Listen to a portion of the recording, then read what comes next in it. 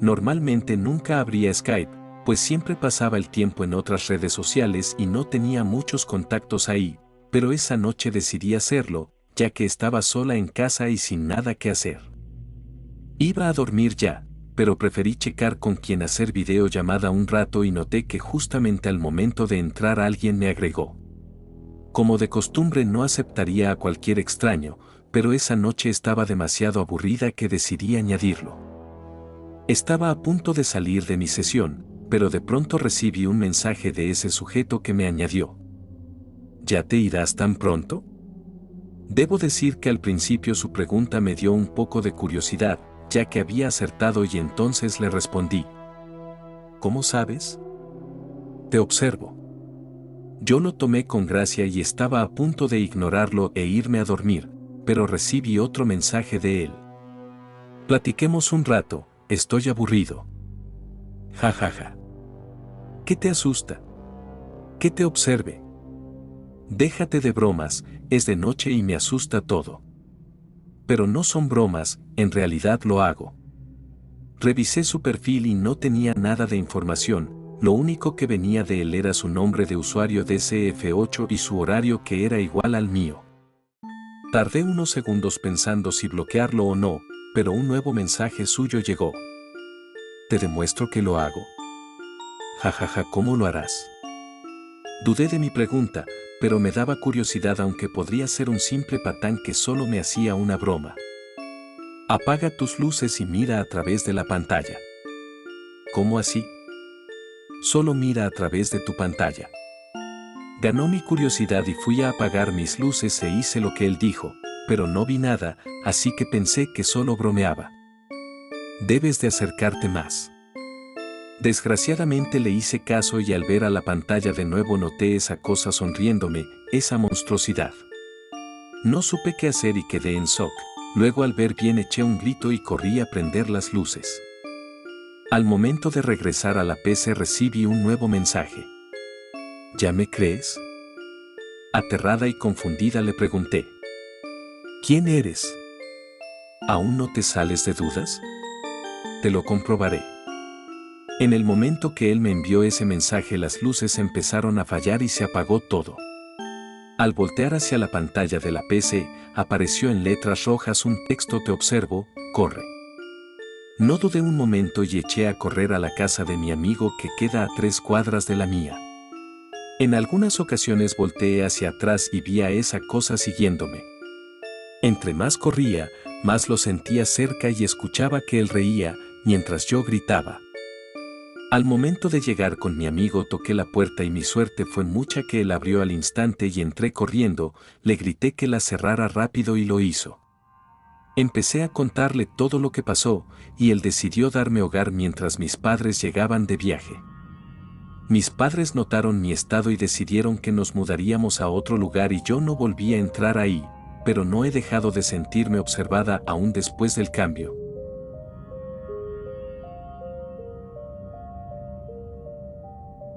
En la localidad de Ohio, durante el Halloween del 2010, se presume de un supuesto descubrimiento de un poema antiguo encontrado por un grupo de adolescentes en una reserva local. Según su testimonio, los jóvenes se encontraban en una exploración urbana por el misticismo de la fecha anteriormente mencionada.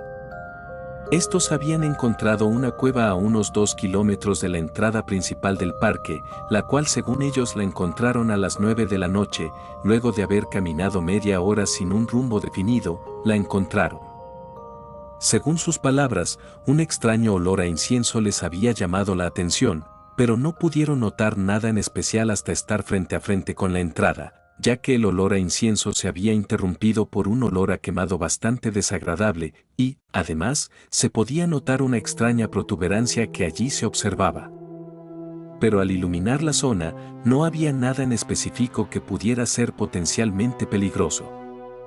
El joven más osado ingresó a la cueva y se acercó a la protuberancia. Esta, al ser vista de cerca, parecía una manta negra que cubría algo. Al ser removida, se vio una fogata extinta, unos inciensos consumidos, y un extraño pergamino de un material desconocido. El joven relata.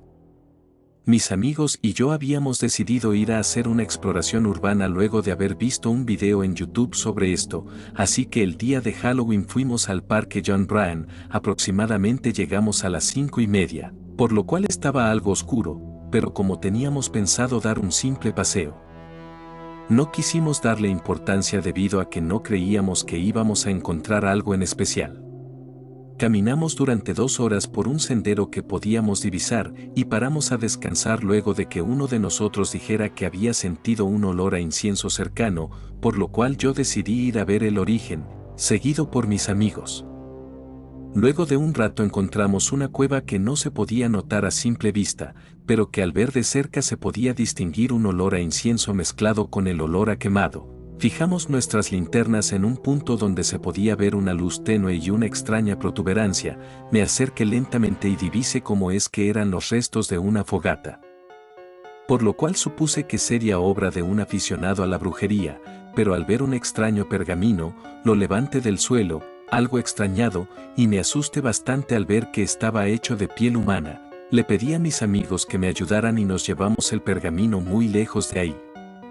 Se llevó un estudio con la policía local para confirmar esto, y se sabe que está hecho de piel humana, y su contenido era un poema de adoración al demonio Baal, lo cual fue corroborado por expertos en la materia, aunque la veracidad de la naturaleza esotérica del pergamino está en duda. Se sabe que quienes leyeron el poema en voz alta comenzaron a materializar la imagen de un extraño ser, por lo cual fue entregado a un sacerdote de la localidad, el cual decidió guardar el pergamino para posteriores registros. Una transcripción hecha por algunos que leyeron el pergamino es la siguiente. Escucha bien, mortal, y escucha bien las palabras que hoy te voy a decir. Porque si las dices en voz alta, el diablo vendrá, y no habrá vuelta atrás. Baal soy yo, el rey de los demonios. Desde el abismo he venido a ti. Con una promesa oscura. Demostrarte lo que es el odio y la ira. Siento cómo me formo en tu mente. Como una sombra que se extiende y crece. Y como mi presencia te hace temblar. Mientras te doy la bienvenida a mi reino. Soy la maldición que recorre tus pensamientos. El veneno que corroe tu alma. Soy el fuego que quema tus sueños. Y la luz que ilumina tu oscuridad. Odio a la humanidad y su hipocresía. Odio sus mentiras y su crueldad. Porque son iguales a mí, son iguales a mí. Son demonios disfrazados de ángeles.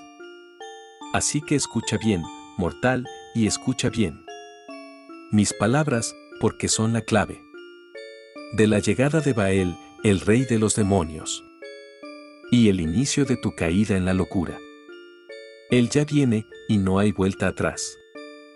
Él ya viene, para mostrarte su poder. Él ya viene, para hacerte su esclavo. Él ya viene, para destruirte el alma.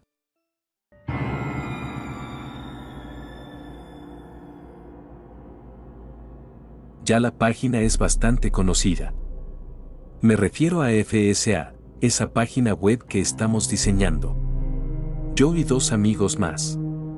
Es todo muy entretenido, y sentimos un entusiasmo voraz por acabar con ella, terminar de editarla, ponerla en la red de una vez por todas.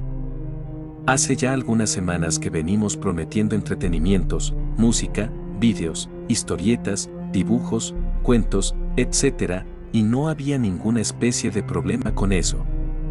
Hasta hace unos días.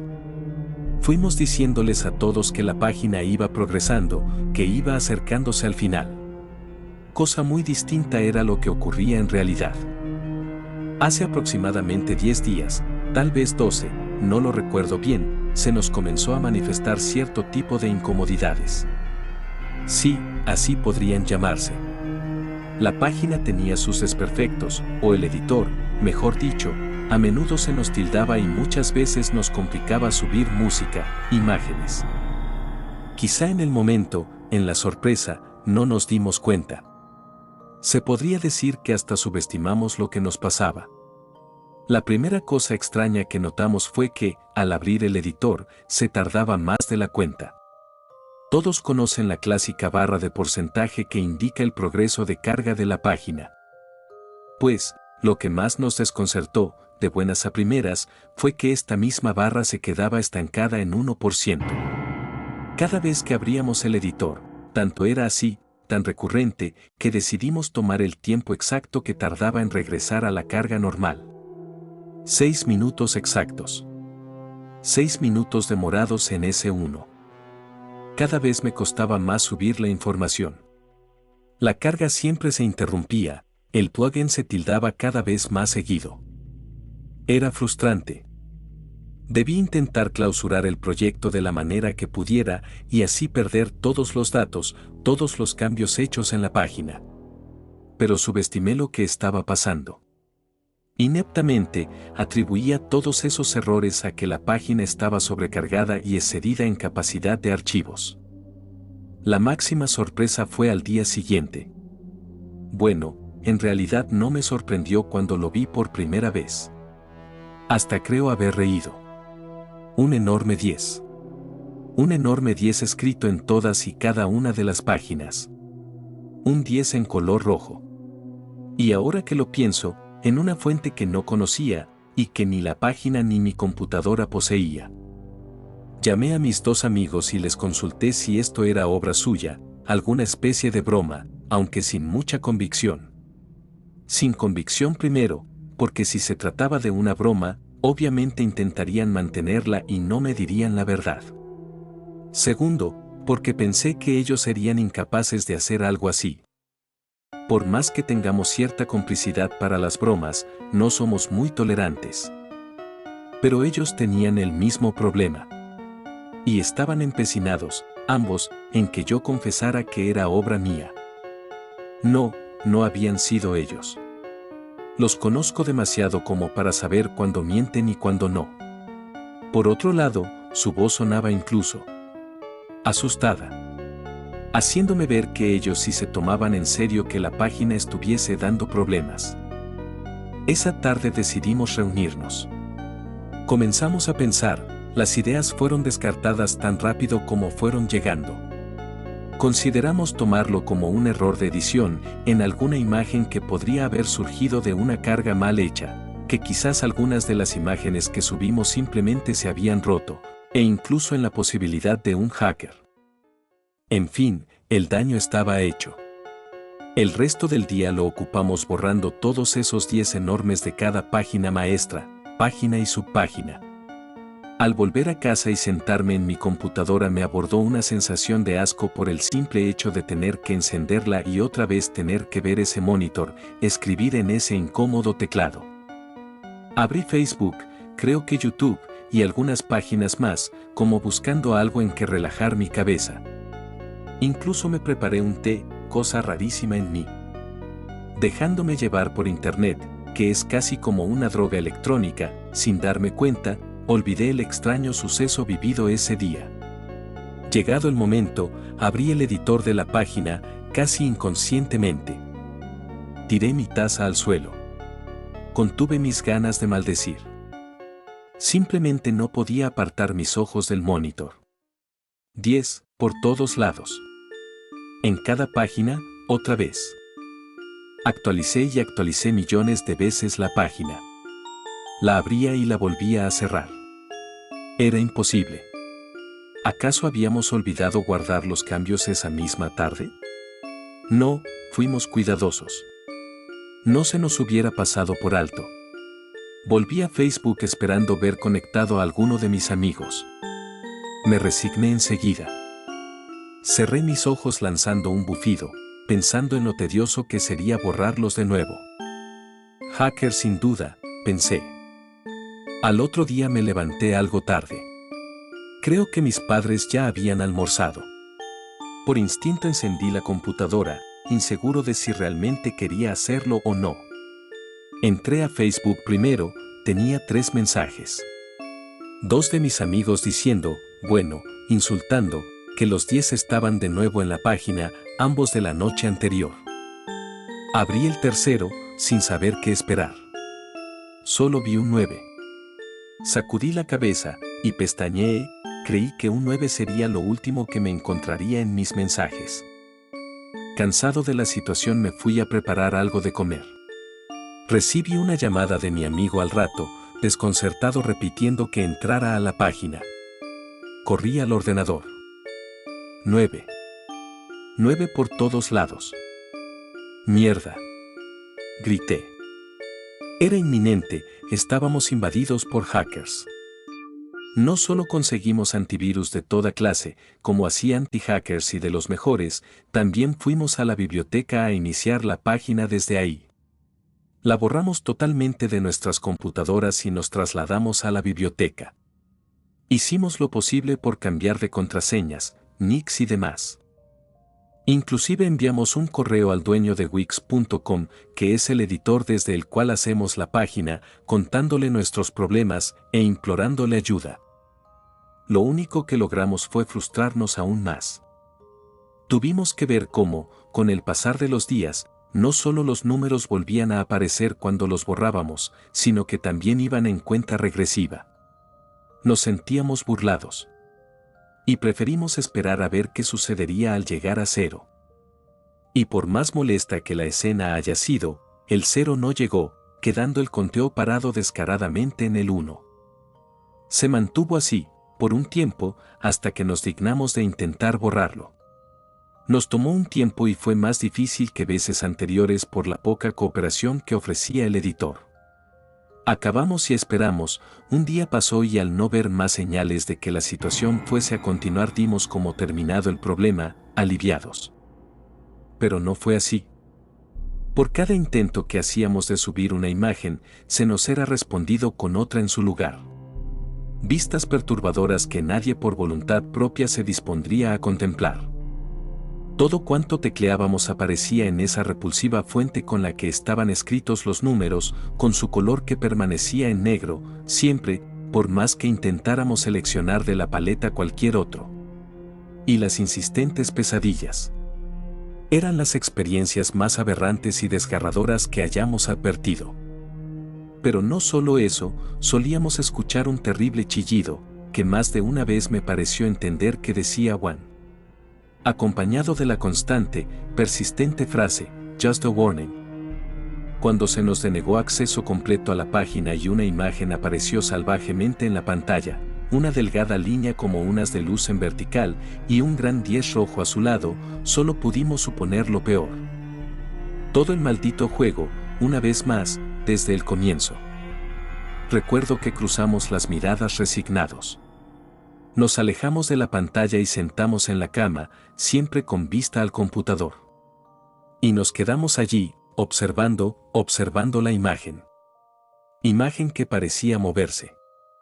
Transcurrido alrededor de una hora el haz de luz se había hecho notoriamente más grande. Justo en ese momento, el 10 cambió tan abruptamente que la ilusión del 10 quedó grabada en nuestros ojos varios segundos, antes de que nos percatáramos de que sobre la pantalla se enseñaba un 9 morbosamente en rojo. Entonces pudimos distinguir que no era solo un haz de luz. Era una puerta, que se estaba abriendo. Fue justamente en el 8, una hora después exactamente, que nos dimos cuenta de la molesta melodía que sonaba detrás. Una horrible sensación nos llegó de tener la columna congelada, o peor, hecha de hielo. Causándonos esa sensación de sosiego, temiendo que el frágil hielo se quebrara de movernos.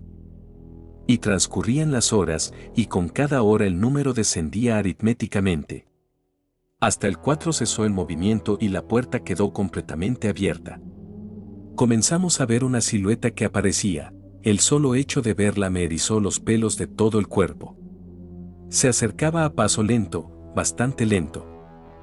Para este punto estábamos demasiado cansados, y vaya, hasta aburridos.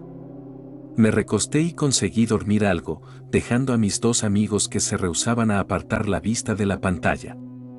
No sé la verdad cómo logré conciliar el sueño en ese momento. Incluso soñé, nada tan exagerado, ni con mucho sentido, como usualmente se espera en mis sueños, pero me relajé por esas 3 horas hasta que cayera el 1 anunciado por un espantoso grito que casi me tira de la cama. En el monitor había un rostro pálido y con los ojos vacíos, una boca abierta y profunda. Dejaba ver su roída mano con el índice levantado, en señal de silencio, o así fue como lo comprendí. Dejó salir un gemido rasposo del que pude distinguir claramente Juan. Uno de mis amigos entró en llanto y no hizo más que inquietarme. Y entonces la energía se fue súbitamente en toda la cuadra. Creo que si hubiera estado solo en mi casa en esa situación, no podría haberlo soportado. Hubiera gritado hasta que el desgarro de mis cuerdas vocales lograra saciar mi sed de calor, de algo en lo que aferrarme. Hubiera gritado hasta que el dolor de desangrarme la garganta opacara el terror que estaba sintiendo. La música regresó, su voz. Pero la energía seguía ausente. Estaba en la habitación. No tardamos mucho en ubicarlo a unos pasos de la puerta mirándonos fijamente, sonriendo con malicia. Pronunció unas palabras en inglés, en lo que parecía ser un dialecto bastante antiguo, que con dificultad logramos captar. Pero tal y como los discípulos de Jesús pudieron entenderse entre ellos aquella noche de la llegada del Espíritu Santo, aunque no hablaban la misma lengua, pudimos nosotros comprender sus palabras. Solo fue una advertencia, pero continuaron persistiendo. Esa cosa se nos acercó y susurró suavemente a mi oído. Ciro. El terror me cerró los pulmones haciéndome casi imposible respirar. Por una hora entera permanecí inerte ante sus violentos gritos, a su presencia, a las alucinaciones que nos obligaba a ver. No sé muy bien dónde nos ha llevado, pero estoy seguro que no seguimos en mi habitación. Y ha comenzado a contar, una vez más, desde el 10 hacia abajo. Se me nubla la vista. 4. Mi pulso disminuye. 3. Me recuesto en este frío suelo, incapaz de seguir en pie. 2. Pierdo lentamente el conocimiento. 1. Y dejo de respirar.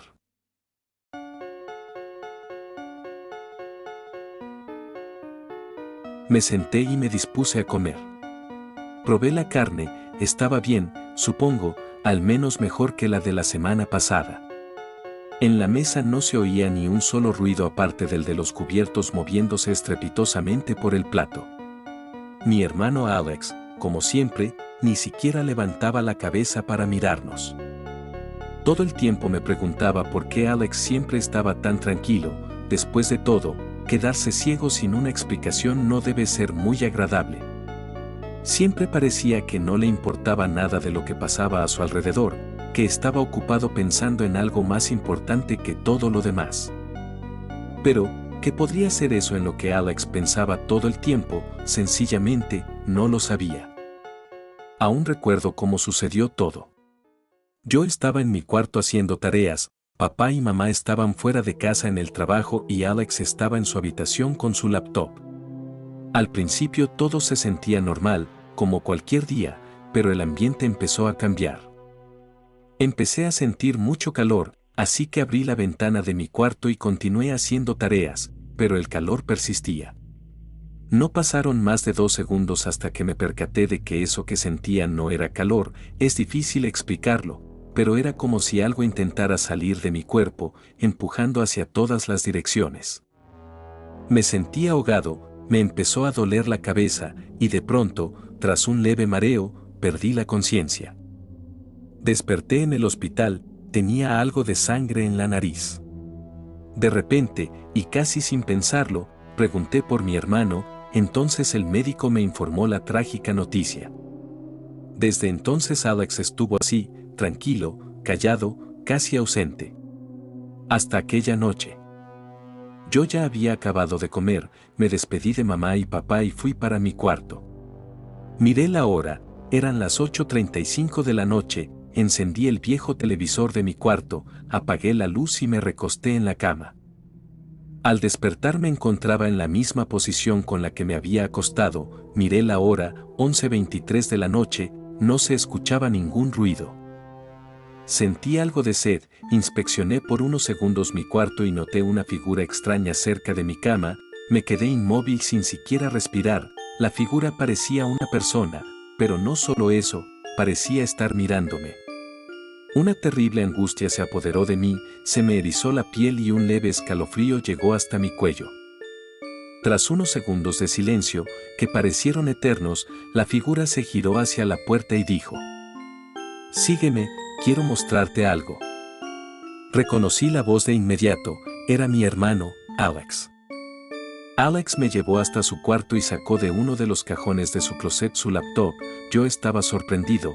Alex no había hablado en meses, además de que él nunca dejaba que nadie entrara o siquiera se acercara a su cuarto.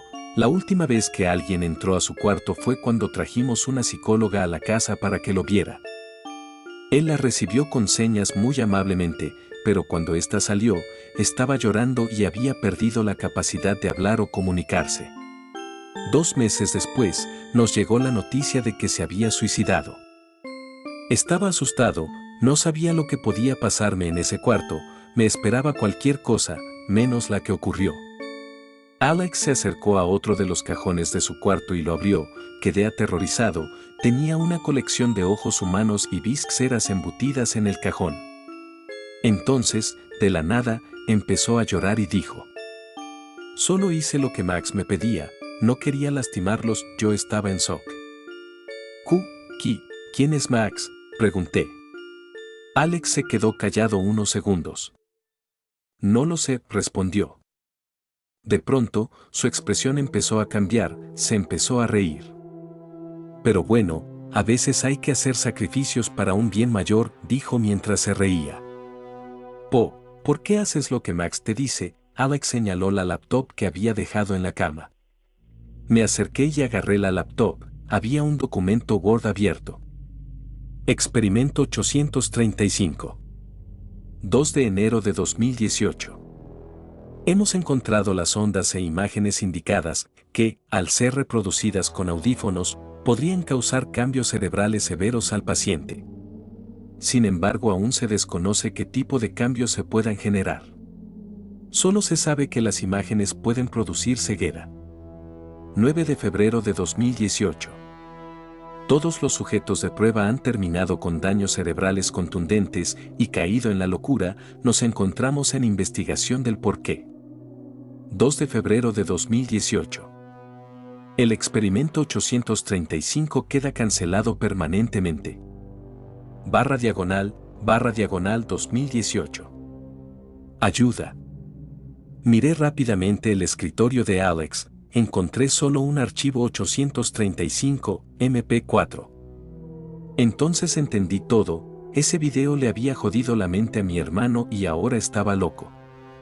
Miré a Alex, tenía un cuchillo en la mano y estaba llorando de nuevo. «Estoy sufriendo», me dijo Alex, «y la única forma de volver a mi vida normal es obedeciendo a Max». Alex empezó a caminar hacia mí. «Perdóname», dijo entre lágrimas. «Espera, Alex, no sabes lo que haces», dije. «A veces hay que hacer sacrificios para un bien mayor», respondió Alex mientras levantaba su cuchillo para matarme. De pronto, un sonido de bala atravesó el cuarto y Alex cayó al suelo. Me quedé impactado, miré al otro lado de la habitación, desde donde había salido la bala, y entonces lo vi. Max me había salvado.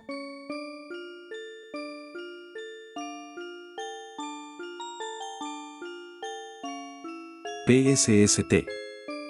Tú. Sí, tú. Hagamos un trato. Si estás de acuerdo en leer lo que tengo que decir, prometo sorprenderte con algo que te afecta a ti directamente. No te preocupes, prometo ser corto. Ellos tan solo me han dado 500 palabras, así que no será muy largo. ¿Sigues conmigo? Genial. Primero que todo, debes de saber que estoy muerto. No es broma. Lo estoy. Bien, ¿no me crees, no? De hecho, prefiero que no lo hagas. Pero, juega por un momento y usa tu imaginación. ¿Vale? Ellos, cuando me morí, me dieron 2 opciones. La primera opción era simple, avanzar hacia lo que haya después, dejando atrás este mundo. Esta es la opción normal, incluso aunque ellos no te digan qué hay después. La segunda opción era más complicada, así que me dieron detalles. Básicamente funciona de esta manera: dispones de algo de influencia para usar en un ser amado. Puedes susurrar en sus oídos, darles pequeñas advertencias o incluso imágenes para ayudarles, ese tipo de cosas. Viendo su línea temporal, eres capaz de ver todas las posibilidades de ese ser amado, descubriendo las más brillantes, pero también las más oscuras. Puedes usar esa influencia de la que te hablaba para guiarle hacia las cosas buenas y ayudarle a esquivar las tragedias devastadoras. Sí, soy un ángel guardián. No está nada mal, ¿verdad? Bueno, aunque hay una pega, claro. Como el amor requiere un sacrificio, si eliges convertirte en un guardián, tu vida pasada es borrada, eliminada, destruida. No solo no serás recordado, sino que tu entera existencia nunca habrá sucedido.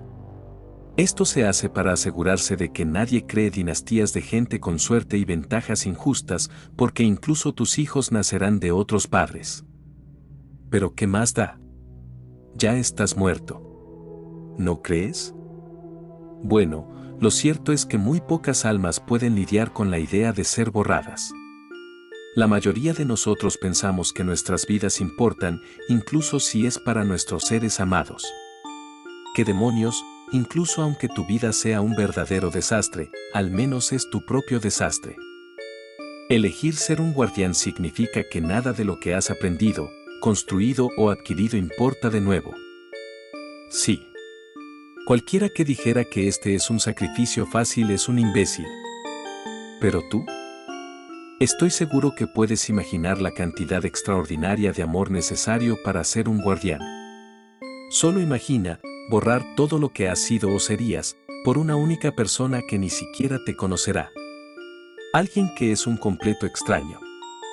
Ahora imagina un guardián que ha sacrificado mucho, que ha visto toda tu vida buscando la más oscura de tus experiencias, aquella que te arrastrará hasta un pozo insalvable de dolor y desesperación. Ahora imagina que gasta toda su influencia, algo así como 500 palabras, solo para susurrar una advertencia en tu oído. ¿Puedes imaginarlo? Bien. En ese caso ahora puedes imaginarte lo mucho que te he odiado. Así. ¿Mi susurro de advertencia en tu oído? Buena suerte mañana.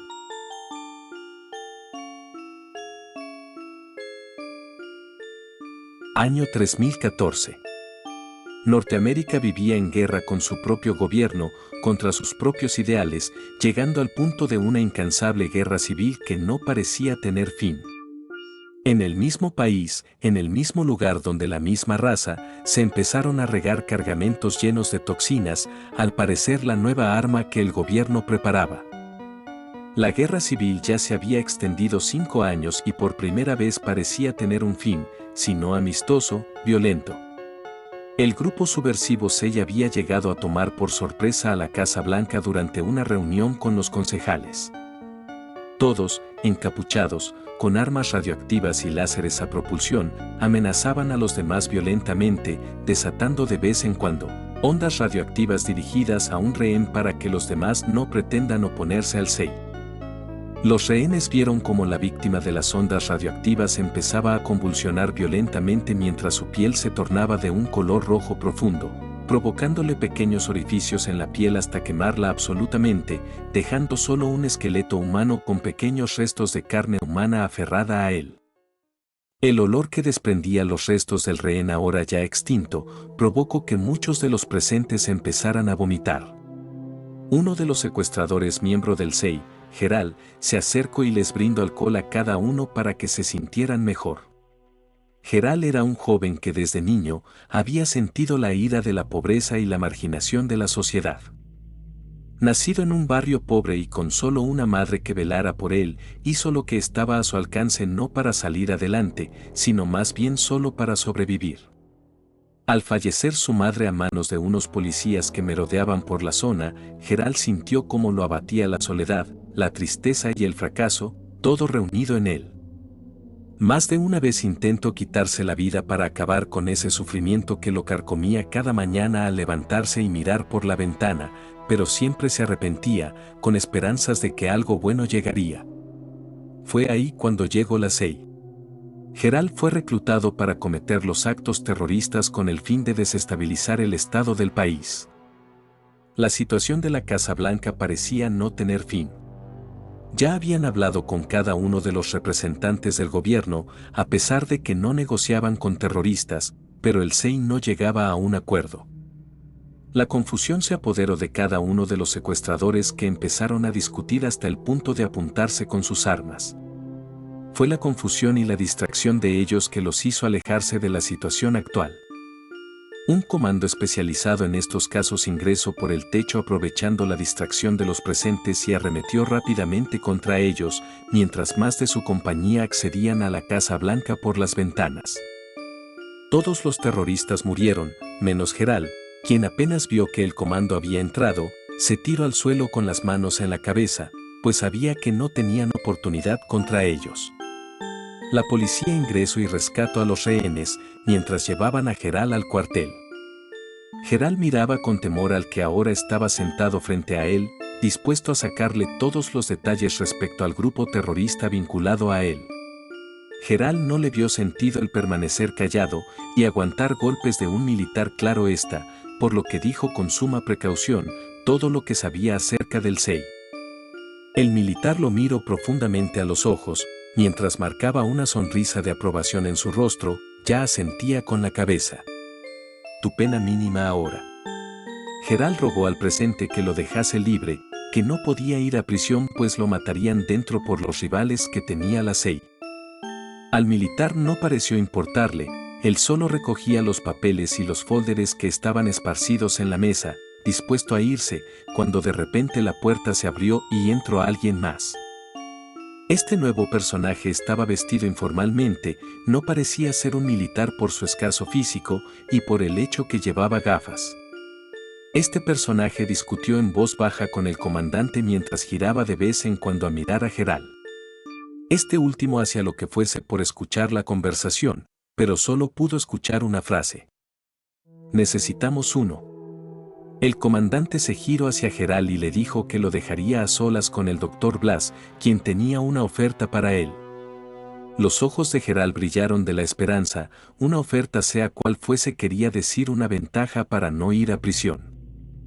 El Dr. Blas chequeó de pies a cabeza a Gerald mientras le proponía que fuera parte de un experimento a cambio de que no vaya a prisión y se le borren los cargos contra él respecto al terrorismo, prácticamente una nueva vida. Por un momento Gerald no podía creer lo que acababa de escuchar. ¿Podía ser algo como eso cierto? Gerald le pidió más detalles al Dr. Blas mientras éste se acomodaba la correa. El Dr. Blas le explicó a Gerald que el experimento consistía por un comienzo en recrear una vida cotidiana, dejarlo en una casa donde haya comida, ducha fría, televisión y todo lo necesario para la diversión. Tenía también un perro y un patio trasero. Solo podía salir a la calle, la cual estaría completamente vacía, cuando se le indicase. Claro está que sería mientras dure el experimento, ya después se le dejaría en libertad, y en todo momento del experimento, llevaría un brazalete que le impediría escaparse. El doctor tragó saliva y le dijo lo más importante de la conversación. Durante 6 semanas, se le suministrarían una píldora, por cada semana, y a la 7ª semana se le dejaría en libertad. A Gerald le pareció algo muy sencillo, incluso demasiado simple como para que no haya una trampa. Gerald le preguntó acerca de las píldoras, qué efectos tenían y para qué necesitaban a alguien como él para ingerirlas. El doctor, quien se esperaba ese tipo de preguntas, desvió su mirada a la pared de concreto, como si se tratase de una ventana. El doctor le explicó que cada una de esas píldoras estimularían sus sentidos hasta el máximo humanamente posible y lo necesitaban a él porque alguien, después de todo, debía ingerirlas. El doctor le aclaró que no era nada personal la elección. Gerald pestañeó y lanzó su última pregunta. ¿Qué es lo peor que me podría pasar?, preguntó Gerald al doctor achicando los ojos. El doctor le expuso que lo peor que le pudiera pasar, de salir todo mal, lo que él no creía, era que podría perder capacidad en los sentidos, pues por ejemplo, no vería bien como antes, o no escucharía claramente los sonidos, más lejos que eso, nada. Gerald quería hacer cualquier cosa por alejarse de la vida presidiaria, por lo que sin hacer más preguntas, siguió al doctor para empezar ya mismo el experimento. Le colocaron una pulsera con 2 cristales, cada uno de un color, por si se escapaba avisarles a los encargados del plantel y a la vez emitir pequeñas descargas eléctricas para paralizar su fuga. Gerald fue escoltado por 3 hombres, incluyendo al Dr. Blas, a lo que sería su nueva casa temporal. Lo dejaron entrar sin antes decirle que mañana por la mañana vendrían a entregarle la primera píldora. Tras cerrarse la puerta principal de la enorme casa, Gerald corrió a lo que suponía el comedor, buscando comida o algo para llenar su hambre. Había sido un largo día, y lo único que quería era descansar y llenar su estómago. Mientras Gerald comía un poco de Pringles y Coca-Cola, se le acercó un pequeño cachorro siberiano de ojos celestes. A Gerald le enterneció aquel can y prosiguió a sobar su cabeza.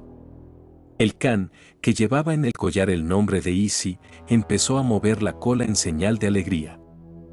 A Gerald le pareció durante esos instantes que después de todo fue un milagro que lo capturara durante el atentado a la Casa Blanca.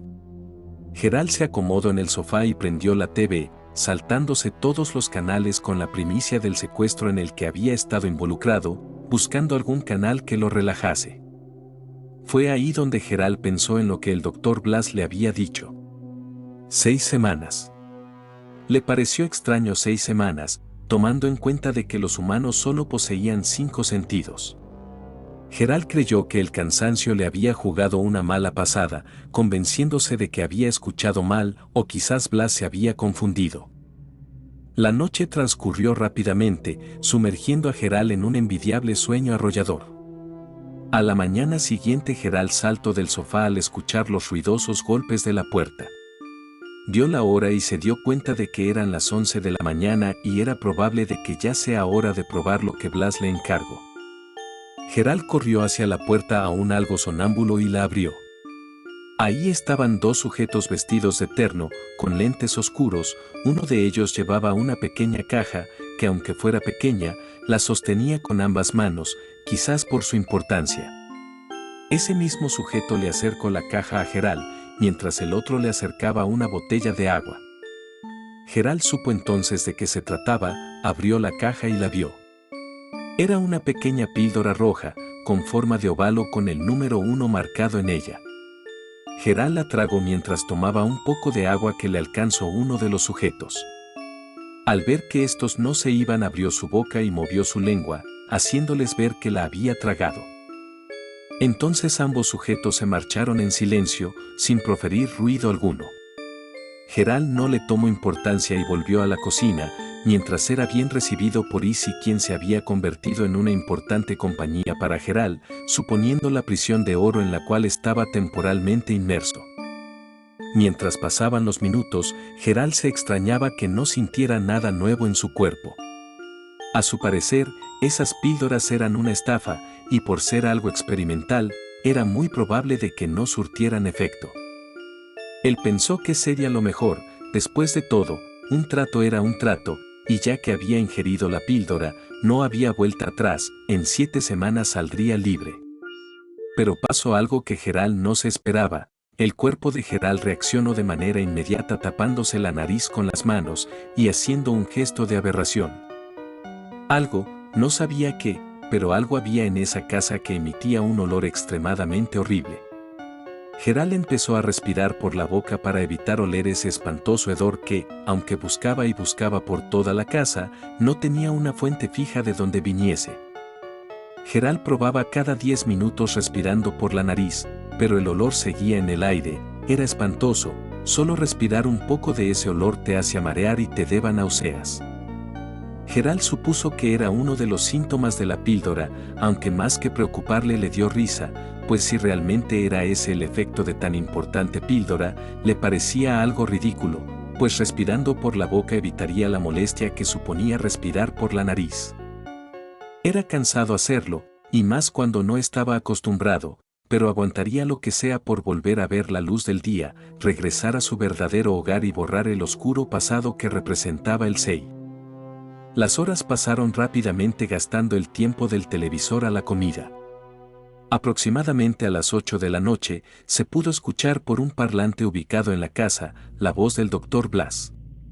Este le indicaba que podía salir un rato a lo que ellos habían elaborado como una calle de la ciudad, claro hasta el límite de esta. Gerald se emocionó con tal idea, cogió una cadena que se encontraba en la repisa y salió a pasear con Izzy. La calle, como lo esperaba, estaba vacía, pero se veía real, era como salir a horas de la madrugada por la calle de su ciudad, puesto que todos estarían dormidos. Gerald tuvo curiosidad por comprobar si aún afuera de su casa, el horrible olor seguía en el aire. Gerald respiró un poco solo para toser y volver a la práctica de respirar por la boca. El olor que había sentido era mucho peor que el de adentro de su casa. Lo curioso era que ambos olores eran diferentes, e incluso ahí, afuera, pudo oler el horrible hedor que emanaba de su casa, con la misma intensidad, solo que combinado con nuevos olores que emanaban de la calle, igual de horribles. Era increíble, Gerald no creyó que existiese olores de esa intensidad, después de todo se arrepintió de subestimar el experimento del Dr. Blas. La voz del doctor dio fin a la caminata con Izzy, indicándole que volviera a su casa para la cena.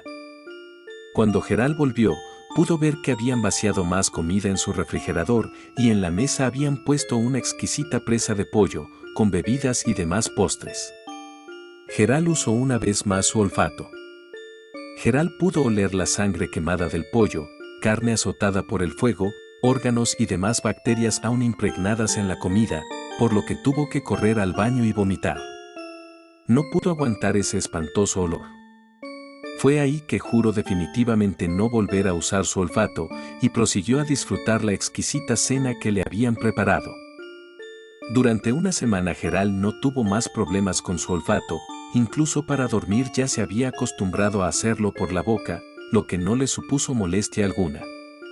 Fue durante la segunda semana que sucedió otra vez. Sonó la puerta de la casa y Gerald interrumpió el baño de Izzy para responder, sabiendo perfectamente de quiénes se trataban. Eran las dos mismas personas que la semana anterior, con una nueva caja. Gerald no la hizo larga y prosiguió a ingerir la píldora, que llevaba grabada el número 2. El efecto no se hizo esperar. La cabeza de Gerald dio vueltas y vueltas hasta sumergirlo en un sueño, del cual no se despertó hasta el día siguiente por la mañana. Gerald se dirigió aún con sueño hacia la cocina, siendo bien recibido por el alegre Izzy. Empezó a preparar su desayuno, respirando aún por la boca, la cual debía humedecer con agua cada cierto tiempo pues se secaba continuamente, suponiéndole otra molestia más. Gerald le dio un mordisco al sándwich que había preparado solo para escupirlo inmediatamente. Sabía horrible. Tenía un sabor a podrido, realmente horrible y sin gusto. La única explicación que encontró era la maldita píldora. Gerald no podía comer nada, sencillamente su paladar no lo aceptaba. Para no tener hambre, tuvo que tragar rápidamente la comida, sin siquiera saborearla, solo para que le dé la impresión de haber comido. No podía ni siquiera beber agua, su lengua le empezaba a arder o congelar, variaba constantemente. Gerald empezó a arrepentirse de la decisión que había tomado, pues se dio cuenta que ese experimento no era en base a las píldoras, sino a la resistencia humana. Fue una larga semana para Gerald, quien rogaba que todo acabara de una vez. Sonó la puerta. Gerald no la abrió con la misma sonrisa de las veces anteriores, esta vez lo hizo con miedo. Tomó la píldora con el número 3 sin alargarla mucho y se acostó en el sofá, sintiendo como la cabeza le giraba incansablemente. Durmió 4 horas, hasta que un cosquilleo tremendo hizo que se levantara. Algo andaba mal. Gerald saltó del sofá y empezó a correr por la casa. Algo andaba mal, algo le pasaba a su cuerpo. Durante la siguiente semana, Gerald sufrió extraños síntomas que lo alejaban de la realidad, ya no quería salir a pasear por la calle. Su única distracción era la TV. Gerald sentía constantemente pequeños cosquilleos en la piel que aumentaban cada vez más y variaban según la posición en la que se encontraba. Una ligera brisa del viento era como un golpe a la pared para él, y posicionar sus manos encima del sofá era como meter su mano en pequeñas hileras filosas. la puerta sonó. Esa era la cuarta píldora, y cada vez la situación empeoraba, pero Gerald ya había entrado en el juego, debía salir victorioso. Después de todo, durante toda su vida luchó incansablemente contra la opresión y la maldad. Era un guerrero y no se dejaría vencer hasta no dar lo mejor de sí. Ingirió la píldora y se recostó en el sillón.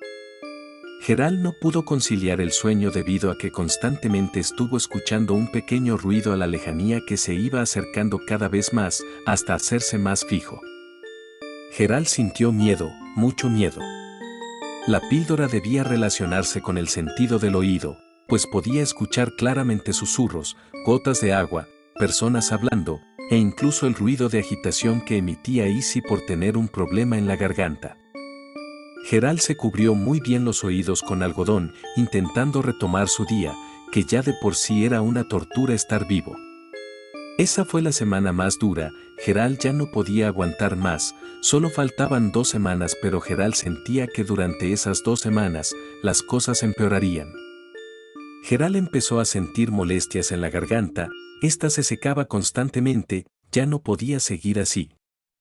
Igualmente su estómago solo había estado ingiriendo comida sin masticarla, lo que le estaba provocando severas molestias en los intestinos.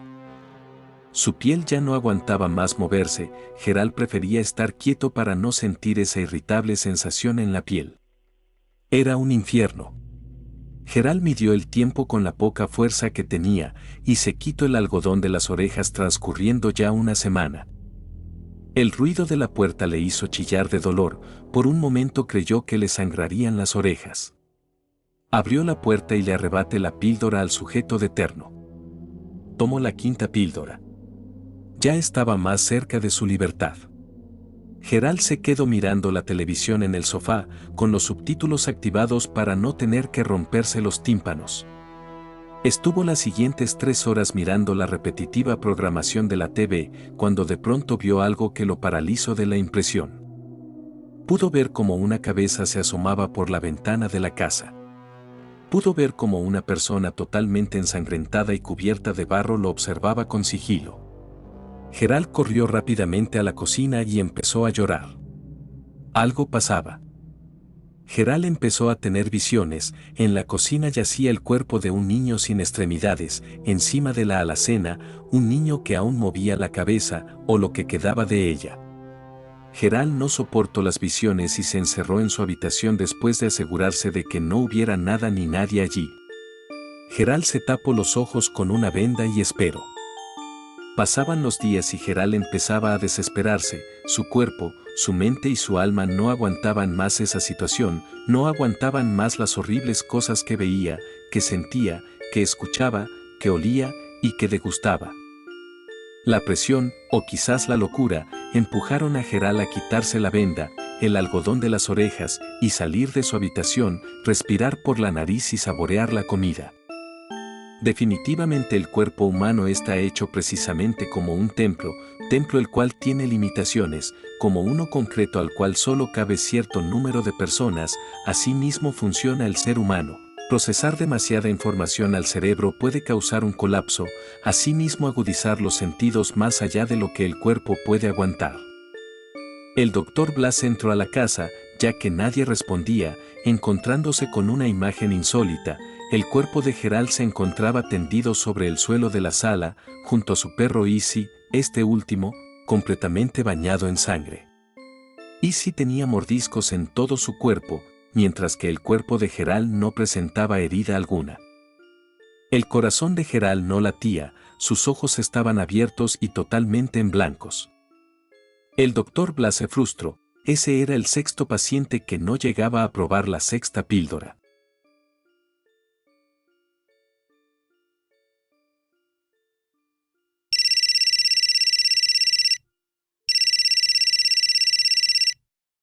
Operadora, 911, ¿cuál es su emergencia? Señor, sí, hola, UM. Esto va a sonar un poco extraño, pero hay un hombre caminando en círculos en mi jardín. Operadora. ¿Puede repetir eso, señor? Señor, ¿se ve enfermo, o perdido, o borracho, o algo así? Me desperté a buscar un vaso de agua y oí crujir ramas debajo de mi ventana delantera, así que miré hacia afuera. Estoy mirándolo ahora, él está cerca de 10 yardas de distancia de mi ventana. Algo no está bien. Operadora, ¿cuál es su dirección, señor? Señor, 1617 Quarry Lane, en Pinalla Pass. Operadora, voy a enviar una patrulla, pero eso es bastante lejos. ¿Está solo en su casa, señor? Señor, sí, estoy solo. Operadora, ¿puede confirmar que todas las puertas y ventanas están cerradas? Permanezca en el teléfono conmigo. Señor, yo sé que la puerta del frente está definitivamente cerrada, pero voy a ir a ver a mi puerta de atrás. Operadora, le agradezco su ayuda, por cierto, sé que esto es un poco extraño, pero realmente espero que... Señor. Operadora. Señor. ¿Sigue ahí? Señor, él está todavía en el jardín. Pero ¿qué carajo? Operadora, señor. Quédese conmigo, ¿qué está pasando? Señor, él está mirando directamente a mí, pero él está de pie. Está completamente inmóvil, mirando directamente hacia mí. Me está haciendo una señal con las manos, está sonriéndome y no se mueve. Operadora, ¿qué está haciendo con las manos, señor? Señor, yo, no sé cómo, sí, está frente a mí y me está haciendo una señal con las manos. Tiene una enorme sonrisa y él está perfectamente quieto, ¿qué carajo? Por favor, manden a alguien aquí, deprisa. Operadora, señor, necesito que mantenga la calma. He puesto la llamada y un oficial está en camino. Señor, sus dientes son tan enormes, ¿qué carajo? Por favor, ayúdeme. Operadora, señor, quiero que trate de mantener un ojo sobre él, pero asegúrese de que su puerta de atrás está cerrada de nuevo. Tenemos que asegurarnos de que todos los posibles puntos de acceso estén asegurados. ¿Me puede hablar y confirmar que la puerta de atrás está cerrada? Señor, está bien. Estoy caminando hacia atrás ahora y mantengo mi vista en él. Mi mano está en la manija de la puerta ahora, está cerrado. Tengo que comprobar el cerrojo, así que voy a desviar la vista una fracción de segundo. Operadora, muy bien, señor. La ayuda está en camino. Quédese en el teléfono conmigo, todo va a estar bien. Señor. Operadora. Señor. ¿Sigue ahí? Señor, él está, con su rostro. Está contra el vidrio. Operadora, señor, lo necesito para hablar. ¿Qué está sucediendo? Señor, miré hacia otro lado por una fracción de segundo y ahora, su rostro. Está pegado a la ventana del frente.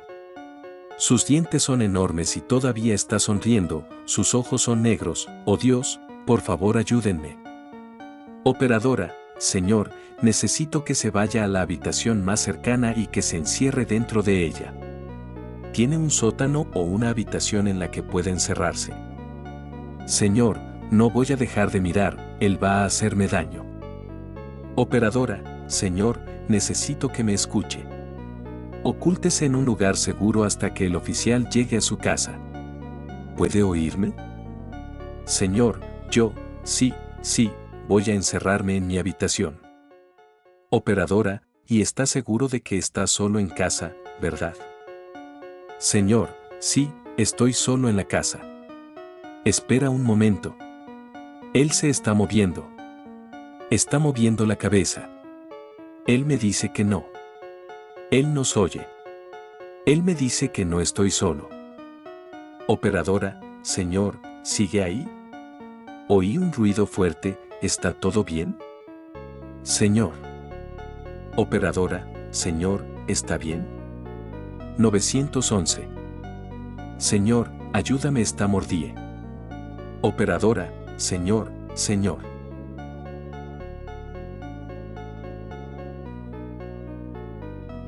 En el otoño de 1987, el canal de noticias local WSB-TV2 de Atlanta, Georgia, buscaba una forma de rellenar un hueco en su programación del domingo por la mañana.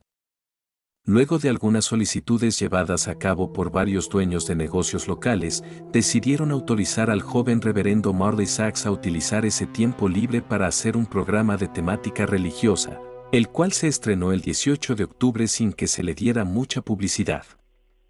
Se trataba de un programa religioso estándar y consistía en el reverendo sentado en una silla enfrente de la cámara, leyendo algunos pasajes de la Biblia y discutiendo su interpretación y significado acorde a los tiempos actuales.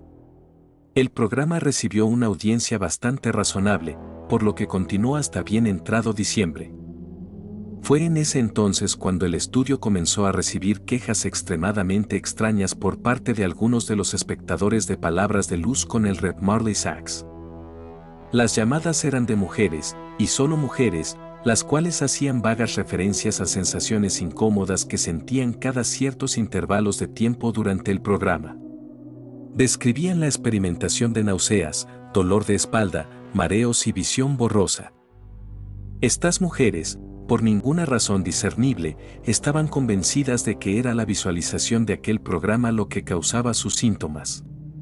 Después de 3 semanas de quejas, se determinó que esos síntomas aparecían cada intervalos de 12 minutos. El pequeño equipo del estudio revisó todas y cada una de las grabaciones, tanto de video como de audio, pero no consiguieron encontrar nada fuera de lo común. Cuando se le preguntó al reverendo sobre estos incidentes, él simplemente se limitó a encogerse de hombros y a decir, crípticamente, que algunos no pueden lidiar con la palabra de Dios. El jefe del estudio, al no poder dar explicación a estos incidentes, decidió seguir transmitiendo el programa. En febrero, la audiencia del programa se redujo considerablemente y el estudio decidió terminar con el show. El jefe del estudio decidió que sería más prudente invertir tiempo en las noticias e historias que habían tenido bastante ocupadas a las otras cadenas de noticias locales, la epidemia de abortos espontáneos. Había iniciado en noviembre, y muy pronto el número de mujeres embarazadas saludables que abortaban espontáneamente en el área metropolitana de Atlanta había superado las 300. El Centers for Disease Control no había encontrado ninguna explicación para estos horribles sucesos. El reverendo se tomó la cancelación de su show con lo que solo podría ser descrito como una indiferencia absoluta. Cuando se le informó, no protestó, sino que meramente asintió con la cabeza. Abandonó el estudio luego de que fuese filmado el último episodio del programa, sin decir casi ninguna palabra, para luego desaparecer de la faz de la tierra. Nadie volvió a oír de él, ni su ex congregación ni ningún otro miembro de su iglesia. El estudio siguió adelante, llenando el hueco con un infomercial y concentrándose en las historias de abortos espontáneos. 1 año y medio después, un trabajador interno de los estudios WSB encontró las cintas de Palabras de Luz y comenzó a revisarlas en un intento de encontrar material útil para un especial que los estudios planeaban hacer sobre el impacto que tenía la religión en la ciudad. La epidemia de abortos espontáneos, ahora conocida como incidente de Atlanta en los círculos médicos, había terminado 3 meses después de la cancelación del programa, y su recuerdo ya comenzaba a extinguirse de la conciencia pública. Mientras el interno revisaba las cintas, hizo un accidental y perturbador descubrimiento. Mientras trataba de detener una grabación a los 10 minutos con 45 segundos, atascó el botón para adelantar por accidente. Mientras las imágenes pasaban, intentó soltar el botón haciendo palanca con un destornillador. Una vez que tuvo éxito, la cinta se detuvo en el minuto 32 con 1 segundo. Casi se cayó de su silla cuando vio la imagen que aparecía congelada en la pantalla, la imagen de una cabeza putrefacta llenando todo el cuadro. Después de componerse, se movió unos cuadros hacia atrás, y luego otros hacia adelante, se dio cuenta de que su mente no le estaba jugando trucos. Continuó por el resto de la grabación y descubrió que la misma imagen aparecía cada 12 minutos. Creyendo que se trataba de una broma para el chico nuevo, le mostró las grabaciones al técnico. El técnico se mostró tan perplejo como él. Nadie había tocado las cintas desde la cancelación del show. Después de que los estudios cerraran por la noche, el interno convenció al técnico de que le ayudara revisando el resto de las grabaciones. Descubrieron que todos los otros episodios presentaban la misma horrenda anomalía. También descubrieron que a medida que el show progresaba la imagen se hacía más desagradable, viendo cómo gusanos se comían la carne suelta y la piel y cabellos parecían caerse de forma exponencial.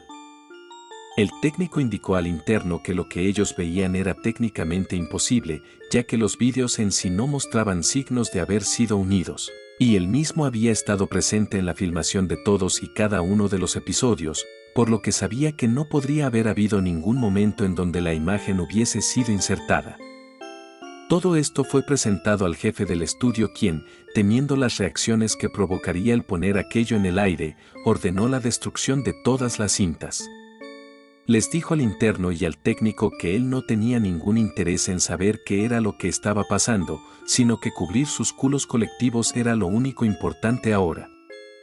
Ordenó al interno y al técnico que no mencionaran nada a nadie. El técnico continuó con su vida fácilmente, recordando el incidente como una anécdota oscura y divertida, pero el interno no lo iba a olvidar fácilmente. Antes de que las cintas fueran destruidas, hizo tantas copias como pudo de las grabaciones y se las llevó para ver si podía encontrar alguna otra cosa que iluminara el misterio del origen de las imágenes. Una semana después intentó volver a convencer al técnico de que le ayudara, diciéndole que creía haber descubierto algo aún más perturbador que las propias imágenes. Cuando las imágenes eran reproducidas juntas en orden cronológico, la boca de la cabeza decapitada parecía moverse, como si estuviese intentando formar palabras. El técnico, temiendo por su trabajo, le dijo que deshiciera de aquellas copias y que no volviera a hablar sobre el asunto otra vez. Otra semana después, la policía respondió a una llamada del 911 hecha por una mujer mayor, de uno de los suburbios de Atlanta. Había oído unos ruidos horribles viniendo de una de las casas del vecindario, donde vivía una pareja de jóvenes. Le dijo a la operadora que la esposa estaba embarazada y que temía que algo horrible hubiese pasado. Cuando los oficiales llegaron a la escena 20 minutos después, encontraron las luces de la casa apagadas y la puerta entreabierta. Ingresaron lentamente y siguieron su camino hasta la sala de estar. En su interior encontraron a una mujer, muerta, con su abdomen abierto de un corte. La herida era irregular y había un rastro de sangre que iba desde el cuerpo hasta el sofá en el otro extremo de la habitación. Allí yacía su marido, el interno del estudio, desnudo, con el cuerpo de su moribundo hijo no nacido a sus pies. En su mano sostenía la pieza de metal oxidado que había usado para destripar a su esposa. La televisión estaba encendida, reproduciendo 18 segundos de la silenciosa imagen de una cabeza en descomposición modulando palabras ininteligibles. La historia que los policías cuentan hasta hoy en día dice que, mientras era llevado fuera de su casa, el interno continuó diciendo una y otra vez, entre respiros: «La luz de Dios los llama».